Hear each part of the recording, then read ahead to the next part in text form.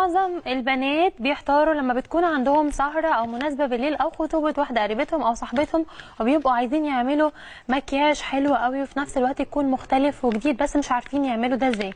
النهارده طبعا هنعرف ممكن أي بنت عندها أي مناسبة أو خارجة بالليل تعمل ده ازاي، وكمان هنتعرف عن الأدوات الجديدة في عالم الميك اب مع خبيرة التجميل ريهام جهاد. ازيك يا ريهام؟ ازيك عامله ايه؟ الحمد لله كله تمام. كل حاجه. الأول عايزين نعرف النهارده أنت معاكي هي وايه الأدوات الجديدة اللي البنات هتستخدمها، واللي يمكن كتير منهم مش عارفين ايه الجديد في عالم الميك اب. هي البنات هتستخدم الحاجات دي او لما يروحوا لخبير التجميل او خبير تجميل هيسالوه عن الحاجات دي، عشان لو متوفره بتقعد معانا اكتر وبتبقى ثابته اكتر، خصوصا ان احنا داخلين على الصيف والدنيا بتبقى حر شويه. اوكي، هنبتدي مثلا بكريم الاساس.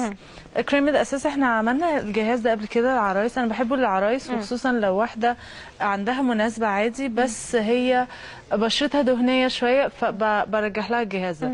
الجهاز ده اسمه اير برش، ده بيتحط الفاونديشن او كريم الاساس بيتحط فيه، هو عباره عن بيتنقط، بيتعمل نقط كده تنزل، يعني بتنزليه نقط في الجهاز كده بس. تحطي كميه بسيطه قوي كده؟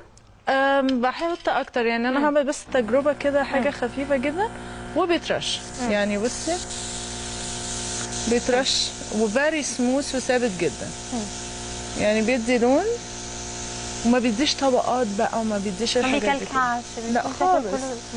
وبس بينشف لمده ربع ساعه وبعد كده بيبقى ثابت جدا. فكرة ان انت قلتي ثابت جدا، بيعتمد على الفاونديشن ولا بيعتمد على الجهاز نفسه ان هو بيوزع بشكل صح؟ الاثنين مع بعض. الجهاز بيرش الفاونديشن بطريقه تثبته جدا، بيرش طبقه رفيعه جدا فبتنشف تبقى ثابته، ما بيرشش طبقات كتيره فتفضل باينه ولما نيجي نضحك تعمل خطوط والحاجات دي كلها.